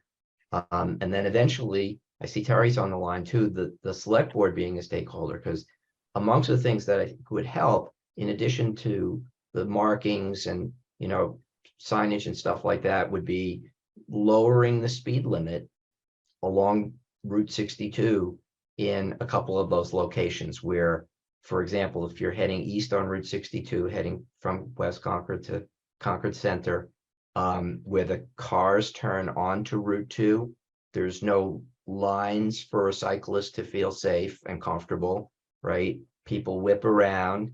I've had many close calls there, and people are just driving very fast, and the speed limit is, I think, higher than might be ideal. So dealing with the speed limit issue forthrightly in that particular spot might be a good ingredient to this. I'll give Erin a chance to respond, and then Nick, you can go next. So I know that we've recently had a discussion about the speed on 62, and specifically about looking at, if there's the possibility of having a larger shoulder to make there be a little bit more room and to sort of squeeze the cars, even if it's not an actual bike lane, because we don't really have enough room for a bike lane there with the DOT standards. I believe that because it is a state route, there's some difficulties with changing the speed limit. We're looking to see what the new state law might be able to help us there. I'm still trying to get some clarification on that, because they say, I believe they say state highway we can petition for, but it's unclear what they call a state highway versus a numbered route, and if those are the same or different. So I'm trying to get clarification from the state, so we can sort of take a closer look at that, because there are some routes like that. It is difficult to switch the speed limit, as I understand it. I'm not a traffic engineer, but from what I understand is that it's based on the speeds that people go and can go comfortably. And so if people are going more quickly, it can actually like move the speed limit up. I'm not 100% sure on that, but I believe that that is sort of the danger in looking at the speed limits. So it might help more to do sort of different interventions. So there's a lot of, I think a lot of this will also be coming up in the comprehensive transportation study. That's one of the reasons why we really want to, to sort of start with it, because I think that a lot of this, we will be looking at, if we can't lower the speed limit, what are the kinds of things that we can do to help provide a safer passage for people biking, walking, scootering, whatever it is that they want to do. So we can have that more multimodal. It is my opinion that posted speed limits make no difference whatever unless there is an enforcement policy that is meaningful. Okay, and if I know as a driver, I know what streets the Concord police typically post a car, where they post it, and I know to go slow there. Okay. But if there's no enforcement, if there's no consistent enforcement, it doesn't matter what the sign says. It doesn't. The engineering changes make a difference, narrowing the road, other things. Okay, those make a big difference. Those make all the difference in the world. Enforcement speed limits. I wonder how the police choose their enforcement locations. I know that one typical place is Route 62, headed past Sleepy Hollow Cemetery. Yes, yeah, right. That fairly often there'll be a hidden police. They park near North Bridge on Monument Street, and they park on Cambridge Turnpike near the museum or the Millbrook Nursery. But that's what makes a difference. Usually when we get requests for enforcement, it's through request. So people say, I've noticed a lot of speeding in this area. Can you send somebody out to do enforcement? Because even just having an officer there can sometimes really slow things down. But of course that, that's taking somebody away from doing something else perhaps, or there's another area that might need it. So it's. I have a great story. It has to be consistent because I said something at a public meeting where Officer Holsinger was there about Virginia Road, and I showed slides of cars, all sorts of things, right? The next day, there was a police officer stationed by Virginia Road, and he wasn't bagging anyone. So I walked over and showed him that Waze had his car, and that people who were using Waze knew he was there. I'll say as a sort of counterpoint to Nick's comment, I actually agree with Nick, but I think it's the combination of the engineering, the design, and the speed limit change that affects behavior. I agree. Just putting a sign up seems not to be sufficient, but if you if you change the speed limit, you narrow the road, you put in the markings, kind of like the pavement idea at Maine and Walden. And there's a whole host of techniques to try to slow people down. And I mean, that's a particularly bad and dangerous spot. I think we can probably put our heads together and figure it out if we are earnest in work. One of the subtle things there on Route 62 is that there's a tendency to speed up to make the light. Yeah. If you're on 62, because it is such a long light that they get on Route 2. There are a lot of psychological factors to enforce there. Absolutely, no question. That's true. Well, we've gone a little astray of our original agenda point here, but I think it was a great discussion. And I will say that I am going to second the opinion that a new speed limit does very little to change people's behavior. If I'm currently reading Confessions of a Recovering Engineer. If anybody wants a light read for your weekend, it's really great. Yes, I think that we can come back to this. I mean, I think this is definitely going to be something that's within the scope of the comprehensive transportation study to say, I mean, Route 62, as we've identified in many of our meetings, is one of the most important corridors in our town, connecting to dense population centers, to centers of commerce. And the fact that you can't walk from one to the other, despite the fact that it's an eminently walkable and bikeable distance, is a problem for the community, especially since we have the high school on one side of Route 2 and the middle school on the other side of Route 2. Which means that at some point, kids are going to have to cross Route 2 no matter where they live. So I think that within the context of the comprehensive transportation study, a thorough discussion of what are our options on 62. I will point out that the GIS map on the town's website actually says that Route 62 is controlled by the town and not controlled by the state. But those coded layers may not be fully accurate. So I'd be interested to look further into who has jurisdiction over which decisions made on 62. It is So my that- understanding that it is maintained by the town, but it is a state numbered route. And so there are some things that we have to ask permission to do. Okay. Well, maybe we should figure out who needs to be in the room to have a conversation about what our options are on 62 and what the process might be to make some changes on that in the context of the comprehensive transportation study. So the last couple items on our agenda today are, we had some correspondence from the library. And I wanted to ask if everybody had a chance to look at the correspondence, or if I should put it up on the screen.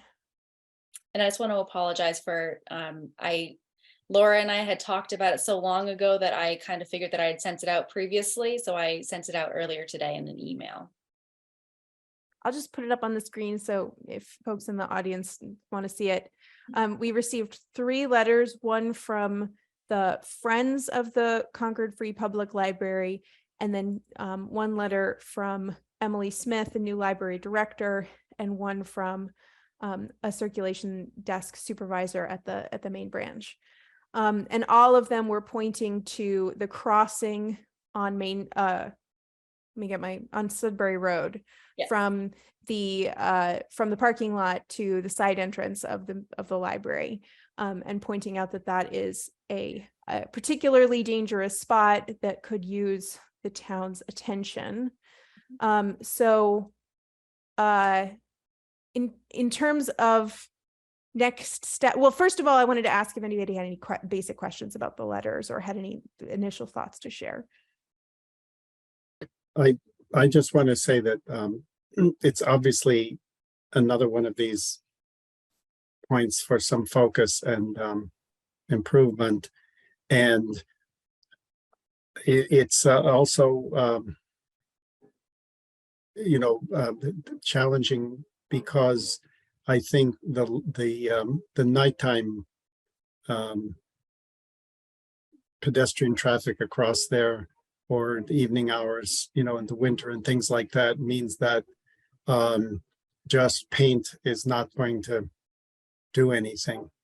So, but I do agree with the statement expressed by Daniel that it's not a question of if but when, because anyway, that's my assessment of that location. So I think it really should have a very high priority, however it's decided to approach. So I will mention that this is not a new issue. It's something that the town has been aware of. We've written grants. We've tried to find solutions for. Unfortunately, our grants have not been successful, so we have not yet been able to get funding for doing work here. But we have come up with several different items and ideas that we'd like to possibly see happen. I asked Emily, she asked what the best sort of course of action was, and I asked for them to consider writing some letters. First of all, to sort of bring this up to the committee, just to sort of start the ball rolling, but also to actually provide letters of support and have them ready for when a grant comes up, so that they can quickly and easily change the who they're addressing it to, so that they have those ready for if another grant comes up, so that they are prepared, because it can sometimes come up and we have to submit something a week or two later. But it is something that we definitely want to be keeping an eye on and thinking about solutions for. Given the need to move quickly when it happened, the grant, and given the fact that this borders on the historic district, and given you've established some credibility for your design brilliance on Walden and Maine, should we perhaps consider going to the Historic Commission with our thoughts, preliminary thoughts on what we would do there? And I think the ticklish issue is going to be a light of any sort. That's the thing that's most likely to be a problem with them. So if we could maybe bring them ideas that don't include the night light initially, but say that it's something that, you know, may be required while we look at various possibilities for getting drivers' attentions that may not be ugly flashing lights, but other ways of doing it. Yeah, I think that that's a great approach, Nick. I think especially since I think one of the things that they really appreciated with the Maine and Walden project is that as soon as we sort of had any inkling that something was going to happen, I started going to them and talking to them, not as an applicant, but as a someone trying to design a solution for positive change, which I think that they really appreciated.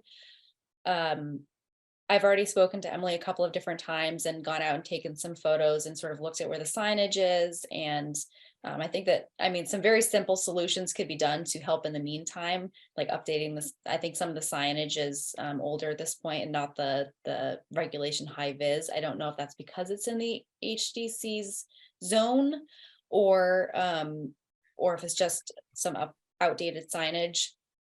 There's also, you know, some areas of the road that are very wide that could possibly be narrowed. That would help a lot. You know, we could look at things like bump outs.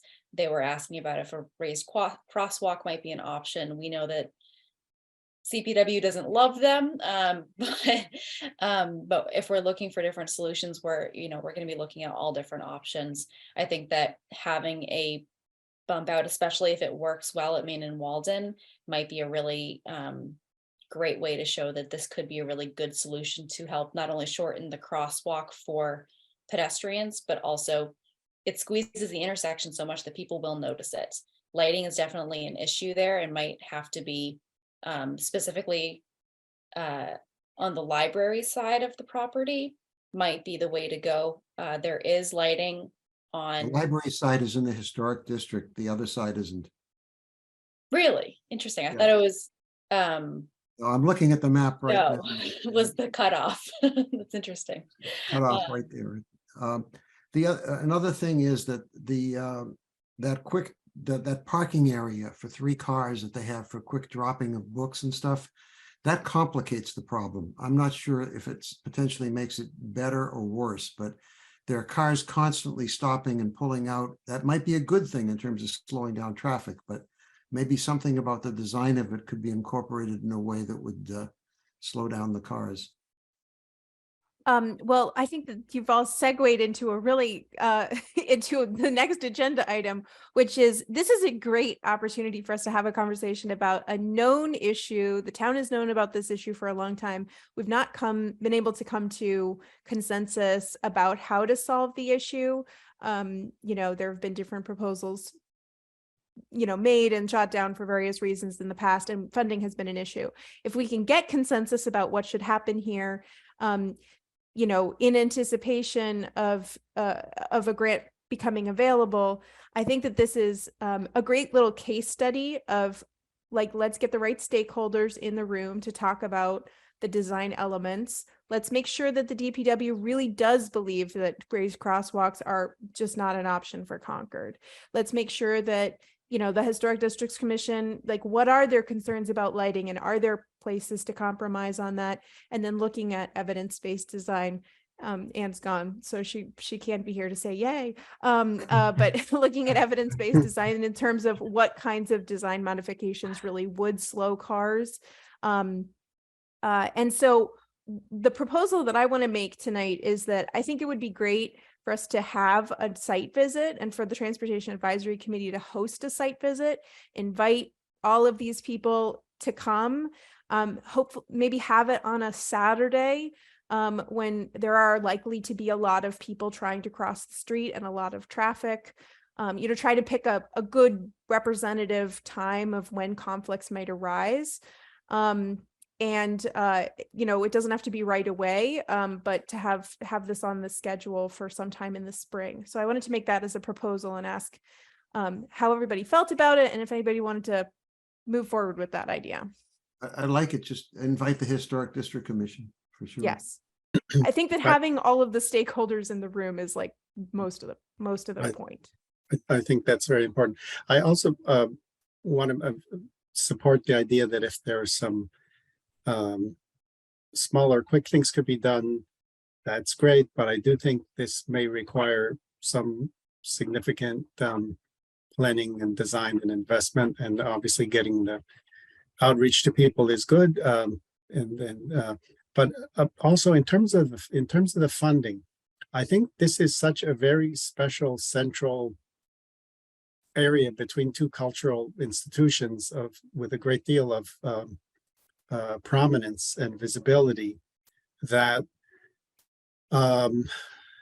there may be other funding means. I mean, I remember some years back, a town meeting voted $1 million or something to put in a fancy stoplight at Thoreau and Sudbury Road, which I'm not too pleased with how that works, but that wasn't a grant application. So, there might even be private funding for certain things because of the sort of special character of that area. Or grants that the library could get that the town couldn't get. Something like that. Yes, for access to the library.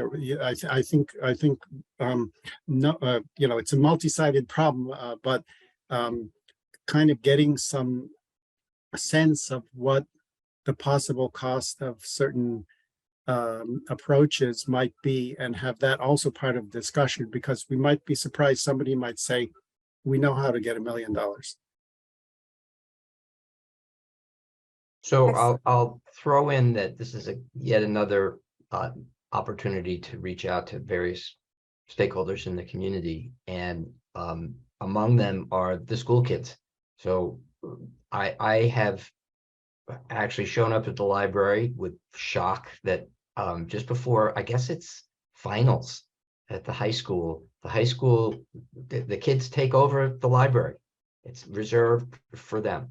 So, this is a school thing, and it seems to me that the school, either through the parents or the school superintendent or the kids, somehow they, I think, deserve and should have a place at the table in discussing this. And maybe this is an opportunity to try to tap into Safe Routes to School funding, or something that might, you might not consider it to be a traditional kind of thing. But certainly the high school kids are there pretty regularly. You go in the afternoon and the kids study there. So the other thing I wanted to say is, I think your idea of having a site walk is a great idea. The one caveat is that I think we need to figure out a way so that not only the public can be there, but also the staff isn't inconvenienced and the staff is able to be there as well. It's a balancing act, because you don't want to ask people who don't ordinarily work on a Saturday to come in for a site walk necessarily.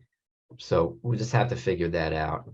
But my hope is that this would be, setting a new kind of thing that we would do. We would have, this is a great place to start as having site walks, and then, we'll do another one and another one. We'll figure out what our, capacity to do this kind of thing may be. But having regular site walks at places where the public is concerned is really great. Yeah, part of the bridge between those could be the members of this committee inconvenience themselves to meet with staff during normal working hours at the site, and then do a one with the other stakeholders. Yeah, we'll figure it out. I think it's a great idea.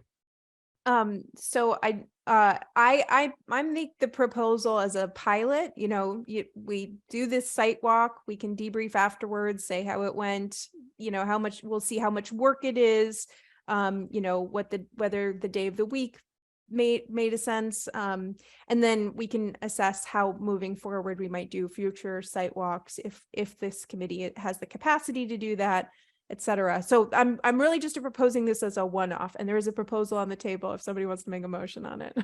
I move that we have a site walk at Sudbury Road, adjacent to the library, to examine the crosswalk situation at a date to be determined either tonight or sometime in the future in this spring, 2023. Second, All right, Nick, what do you think? You're muted, but I think we're good. Aye, aye, Okay, I'm in favor. Do it. Phil, Aye. Mark, aye. and I'm an I as well. Erin, a point of order. Are we allowed to do like a when to meet doodle poll kind of thing by email to find a date? Oh, Yeah, we can set up meetings and dates and figure out things like that over email, or do a doodle poll or something like that. We can figure that out. That's fine. That Okay, sounds good. that's good. And I then, I like and then this we have to idea post it of- as a public meeting, so, or a Yes. public, Yeah. not a hearing, but a meeting, I guess, right? Right. As a site walk, as a meeting, yes. I would propose we try to find a weekend. I like the idea of us inconveniencing ourselves so that the staff doesn't have to be there on a weekend. Go ahead, Nick. Ask the library when to do it. Oh, They that's a should- good point. Yeah, ask them. Yeah, I'll work with Emily and try to find a good time. That's a good idea.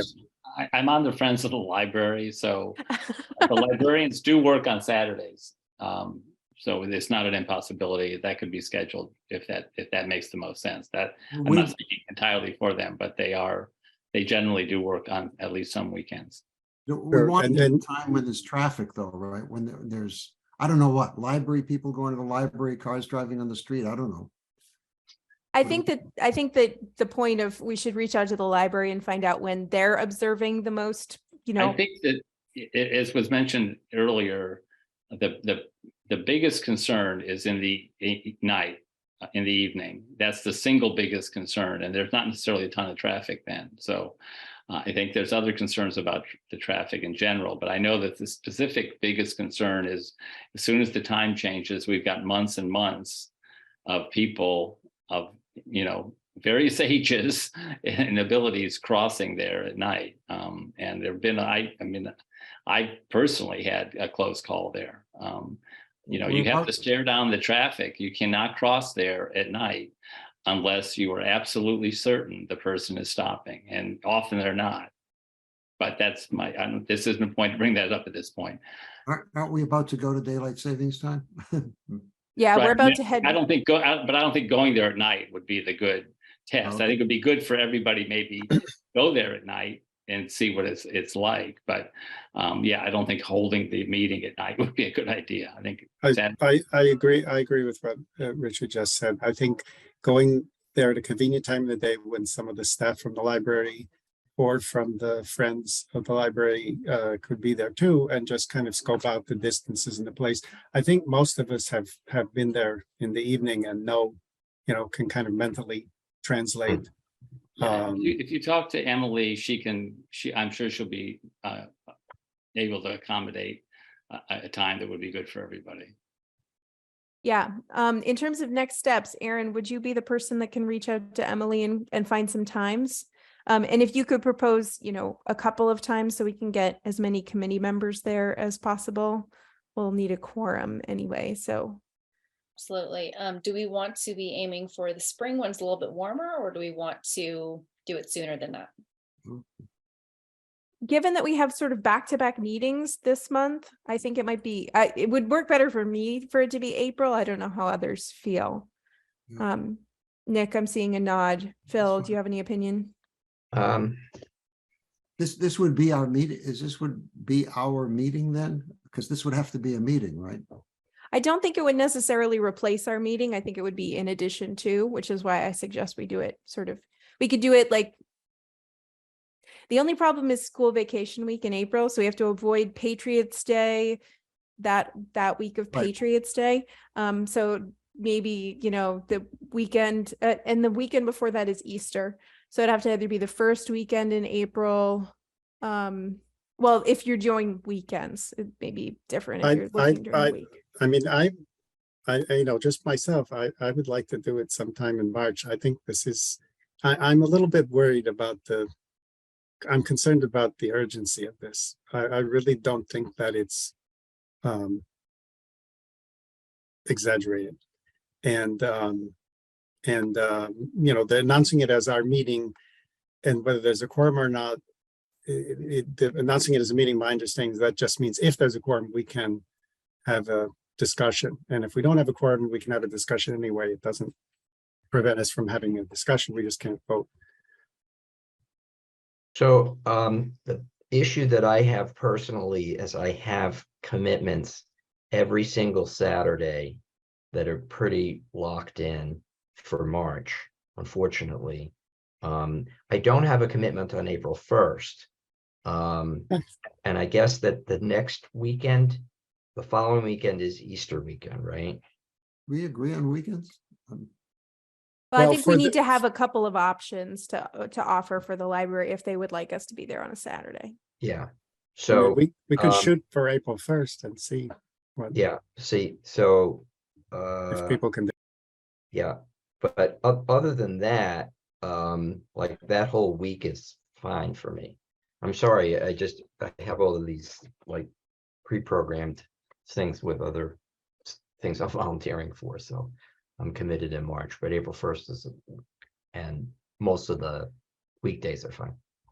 So let me reach out to the library and see if the end of March, early April, if there's some good dates for them in there, and then we can go from there. And I'll Okay. send out a Awesome. poll information. Great, thank you. That sounds you, great. Anna. And we'll put this on our agenda for next meeting too, to kind of do some prep work to figure out, do we want to use an assessment tool while we're there? There are lots of assessment tools out there in terms of like the AARP puts out like a wonderful walk audit tool, which is just a way for everybody to have the same set of prompts to help them look at the space and have sort of a similar way of looking at things that they might not, from their lived experience, notice by themselves.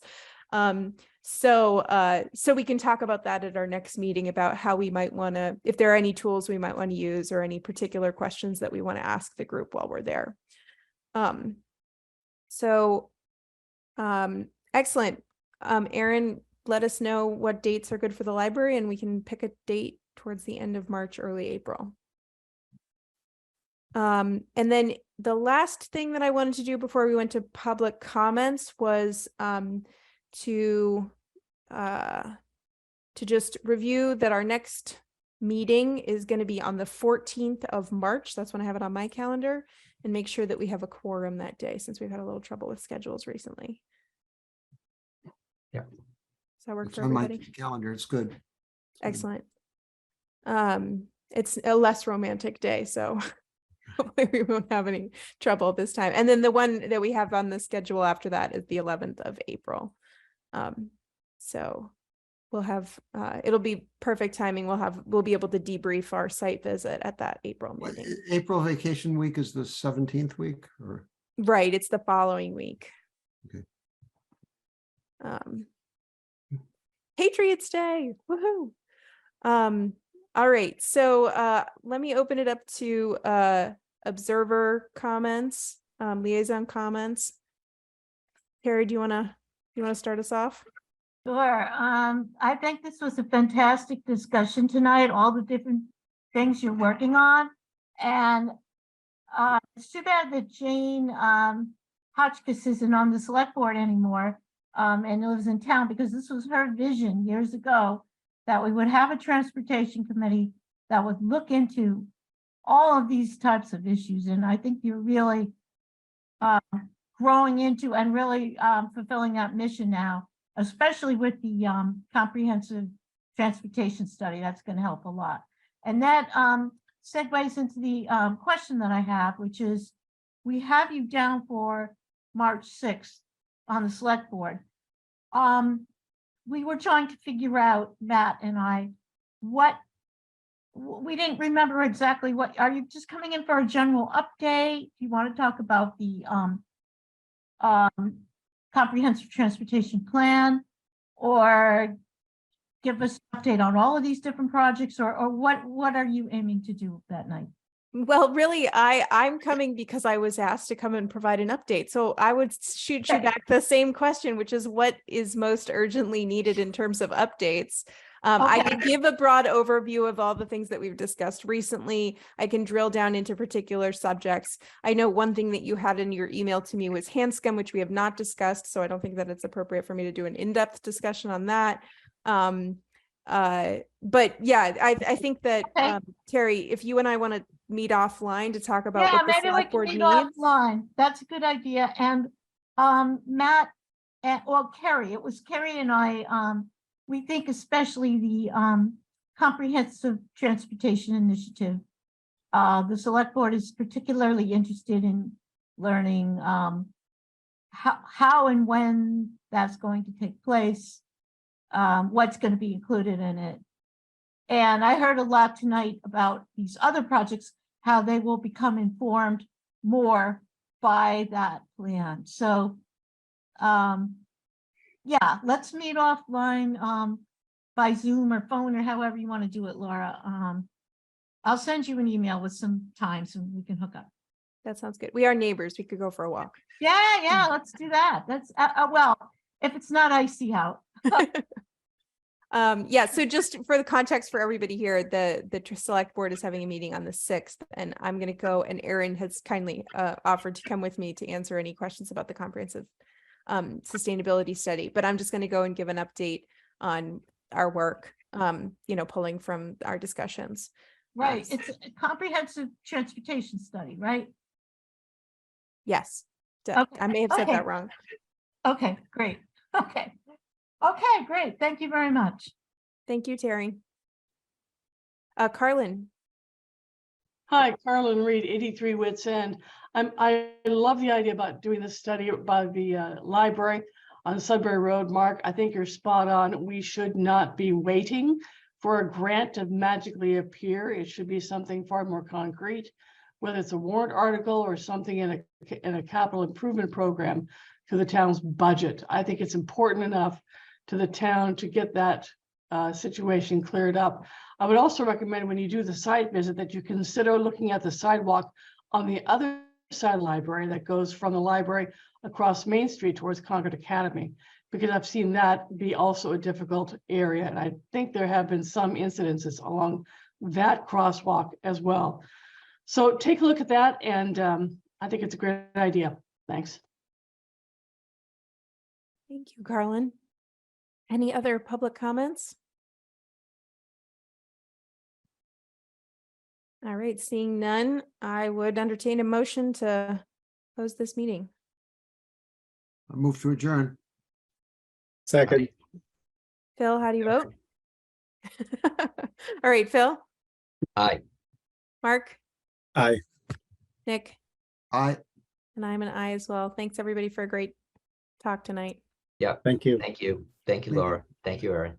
Good night.